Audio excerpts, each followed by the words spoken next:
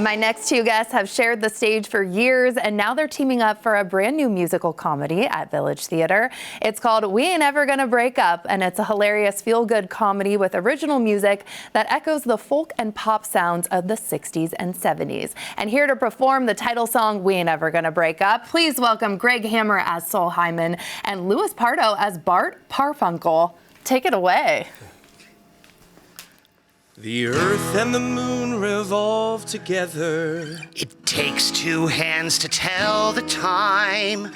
Side by side, friends forever. You're the voice and you're the rhyme.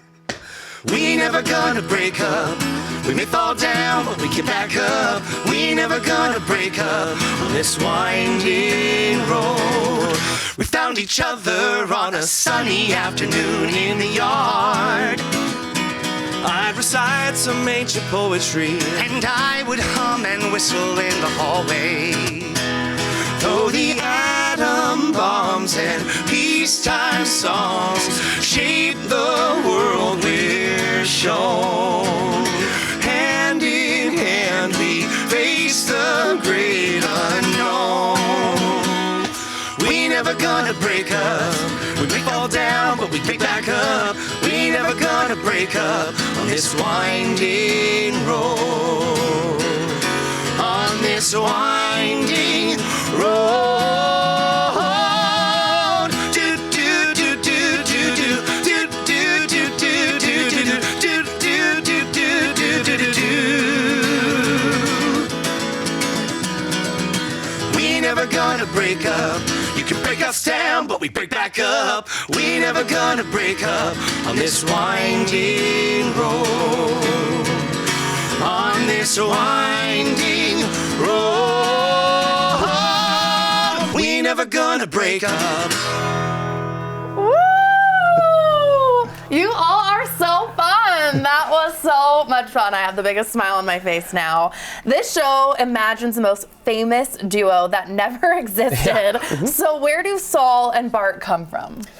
A little bit from Gregg and Louis. Yeah, about 14 years ago now, Gregg signed us up for a charity event. He signed us up with a one-act musical that we hadn't written yet. And so once he did that, it kind of, lit a fire under us, and we wrote 9 original songs and then created a night of a concert for a band that never existed, named after us, just changing Simon and Garfunkel's last names by just a letter to signify our last names of Hammer and Pardo. So cute. Oh my gosh. How did you approach creating this music too that feels familiar, but like you said, it's original? It was kind of easy for both of us because we grew up with a lot of that folk music of that era. I grew up listening to Crosby, Stills and Nash, James Taylor, Cat Stevens, Paul Simon. He grew up listening. I had the Hollies and the Byrds and the Beatles and all these. That was all of our kind of favorite music. So I think when we would just write songs naturally, it would kind of come out sounding like the stuff that we used to listen to and love. Yeah, and how does that work? I'd love to hear about the writing process with you two. Is there a lot of fighting, arguing? No.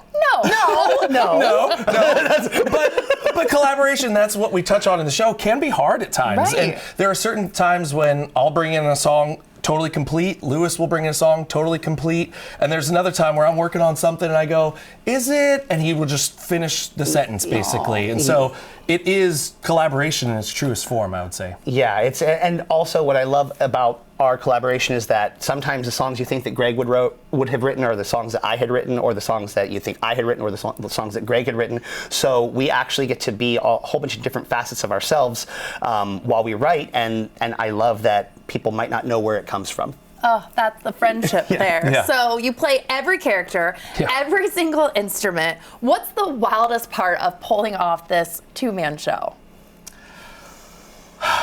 I would say, the physical demands are huge. I play pretty much 90 minutes straight because I'm also the orchestra. Yeah. And then Louis has all of these physical changes that he does throughout the show, becoming all these different characters. Mm-hmm. And once you get on the train ride, it does not stop. It's like 95 minutes straight through. And so it is a whole bunch of fun, but it's kind of the wildest part is getting up for that first moment going, here we go. We're not getting off until the next stop. Yeah, and essentially I'm the stage crew, so I move everything around the set as well, which is really fun because Gregg is up there playing the entire time, and I don't want to be having to do that. So yeah, it's a workout, truly. Oh, yeah. With your breath and then moving everything around. At its heart, too, this is a story about friendship, and you can feel your guys' connection and friendship. I understand 20 years between you both. So did that really shape the show with your connection? Yeah, I would say so. We took little parts of that and little parts of other friendships we had and kind of bumped them up to 11 and kind of found out, okay, what's the most insane way to express this little thing in a friendship? And I think the best friendships, the most meaningful friendships aren't always the easiest friendships, but they're the most important. Yeah, like what we like to think about is that, like, friendships are hard, friendships are beautiful, but our friendship kind of gets to live forever in this piece, and that is something that I think is very special, and something that will always be a special piece to us, because this is literally a timestamp of who we were to each other in our lives, and so it's always going to be very special, I think, and I hope it's special to people out there. It definitely is. That was so sweet. And the show also pokes fun at jukebox musicals. So I must know, were there any that you were the most excited to spoof?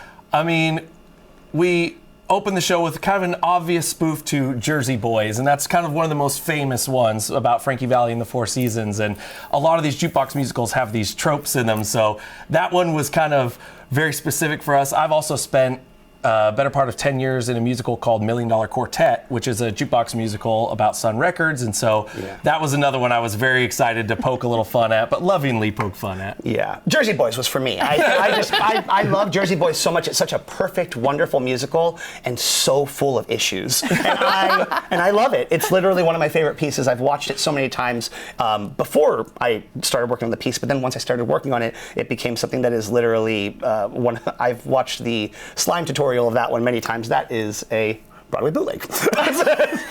Well, gentlemen, thank you so much. This was a blast this morning. We appreciate it. Thank you so much.